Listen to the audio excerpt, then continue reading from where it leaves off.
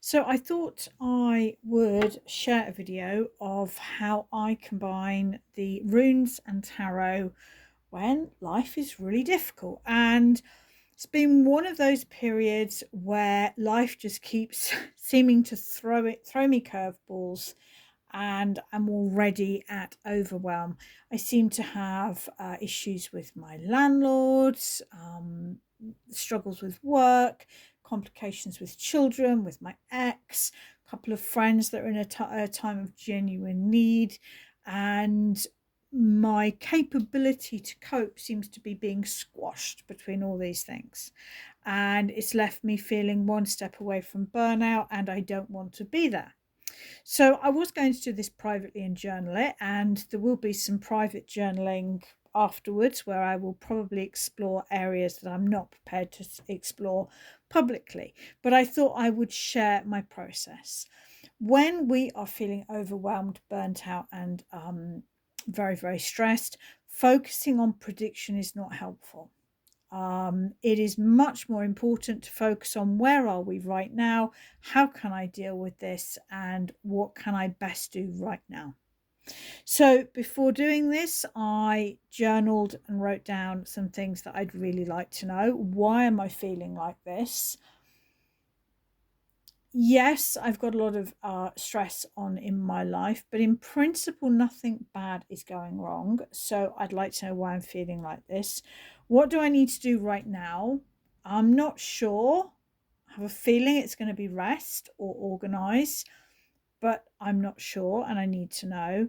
And what's the message? I want to know, what am I missing? What do I need to learn from this to release it and let it go?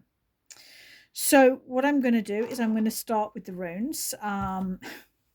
This is when we make the runes, my sons and I, we keep them in these calico bags till I make the sort of the bags that I sell them in. So sounds very silly, but before I post any rune sets away, I test them first to make sure that they are good and usable. So this is one that will be winging its way in the post beginning of the week. So I'm asking now for the overview understanding of why am I like in this position right now? Why am I feeling so overwhelmed? So the three runes, there is one to represent the past or the situation. Oh, now it fell out of my hand and landed on Hargle. Interesting. But actually, that was the one I pulled out. I'm going to leave it at Hargle because it did fall out of my hand and land that way up. So we will leave it there. So that is the past up to this point. The current situation, well, I love Frey.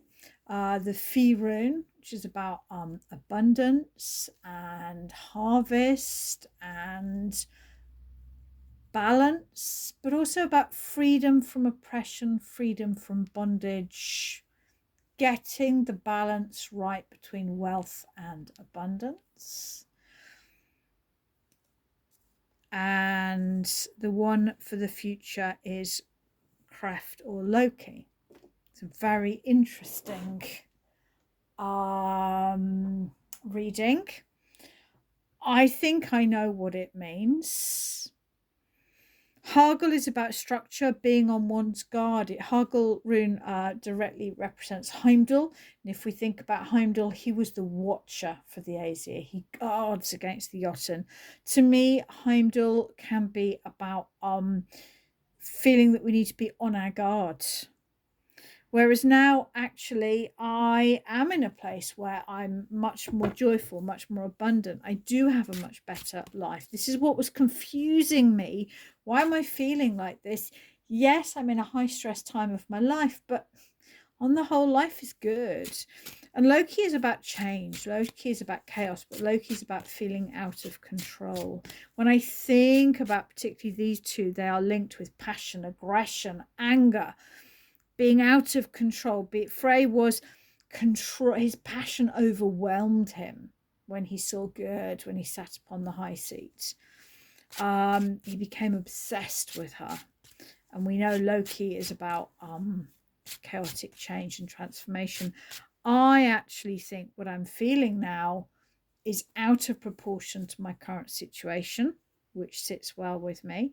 You know what? Even by expressing and experiencing this, I feel slightly better, because for so long, particularly during the end of my marriage, when I was navigating that, I was always on my guard. I was ever on my guard, treading on eggshells. So I'm not used to allowing my emotions to flow so freely. So there's quite a lot there to let go. Interesting. That is what I see as the bigger picture. I'm now going to do the tarot reading, and then I will see if the cards reflect what the runes say and what the dialogue is between the two. So I'm shuffling. I've got my feet flat on the floor, breathing in through the soles of my feet to ensure that I am grounded. The more grounded I am, the calmer I am. The calmer I am, the better I read the cards. So it is a 10 card reading, because I will do the card at the bottom of the pack. 3 cards for why am I feeling like this. 3 cards for what do I need to do. And 3 cards for what is the message, how do I let this go. That roughly relates to past, present and future, generally speaking. Why am I feeling like this? The Page of Swords, because I'm anxious. Whenever I look at this card, I think of this as sort of the birds of worry, not letting them settle, constantly, got to be busy, can't allow myself to worry about this, can't allow myself to worry about this. The Fool, that's the new beginning. The Fool is potential. I haven't quite let go of the birds of worry from my past. Oh, and lovely, my little favorite card there, the Queen of Cups. That resonates. There's not the anger there that I could see in the runes, but there is a feeling that I haven't allowed myself to release the emotion of my past to fully embrace the potential of where I am right now. I can sit with that well. So that's sort of the past up to this point. What do I need to do? Now, this is where I think all of us, the more stressed we are, the more overwhelmed we are, the less we listen to our wiser voice, the less we listen to our intuition. And this is when tarot becomes very, very useful. Nice, thanks, cards. 10 of Swords. Release. Now, the swords represent our minds, linked to the Page of Swords there, and the overthinking and the anxiety and the always on the go. To release the tension, the mental tension, by relaxing the body. That's interesting. So my intuition isn't 100% wrong, because before doing this, before setting up to do this reading, I went and put the water on, and I thought, I could really do with a bath. And that would release some of the physical tension. So that's very useful to know. Take control of the situation. My to-do list is far too big. I need to take control of it. I need to prioritize it. I know how to do this. I tell other people to do this a million times. And make time for some creative activities, some activities that remind me to enjoy life. So to de-stress by relaxing the body, to take better control of my to-do list and the things that I feel that I need to do, and to make time to do some things that I love to do. What is the message? To nurture myself, to love myself. That old idea of you can't pour from an empty jug. You can see the water is flowing from the inside out. Particularly my main roles in life are as a holistic therapist and a mother. If I am running on empty, I can't do either. So to pause, to love myself, to allow the changes to happen. I can see that I am trying to up my content creation. I'm trying to write more books, but I'm not letting go of the client hours or the high expectations on myself. I can't do both.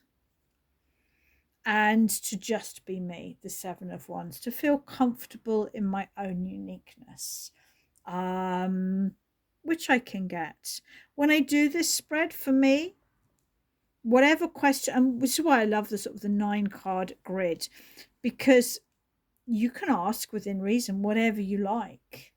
I find that when I brainstorm like this, the questions usually form a sort of a general past, general present, general future. But you can see I'm steering well clear from prediction because it's not helpful. But why am I feeling like this? Because I'm allowing my anxiety to rule. What do I need to do? Relax my body to release the mental overwhelm. And what is the message? To learn to love myself a little better. There's more truth in that than perhaps I'm prepared to go into right now. I always turn the pack upside down to have a look at the card at the bottom of the pack, and it's the King of Cups. Now, in a reading like this, the King of Cups is people pleaser. So I am notoriously bad at meeting everyone else's needs, including squeezing clients in when I don't really have the time to do it. Meeting my children's needs when I really should be saying no, and I need to stop doing that. I really stepped into people pleaser when I was ever on guard because I was in a very difficult relationship. Now I am in a time when I could be enjoying the abundance. I'm in a very lovely place, really. I love my kids. I've got a job that I enjoy. I've got great friends. You know, it's all there. I just need to maybe release a bit of that pent up emotion and allow myself, the Ace of Cups, to put my needs center station instead of the King of Cups being a people pleaser. And there we go. So obviously, if I was doing, this is the kind of work that I do with a client, but obviously it would take a lot longer. If I was journaling, I'd probably take 30 to 40 minutes on this. Of course, I'm a very fast reader. It's what I do as a full-time job and have done for some years. But just to sort of share how I read for myself when I'm in a very vulnerable position, because I can't share I can't share genuine readers for clients when they're in a vulnerable position, of course, because that is completely confidential.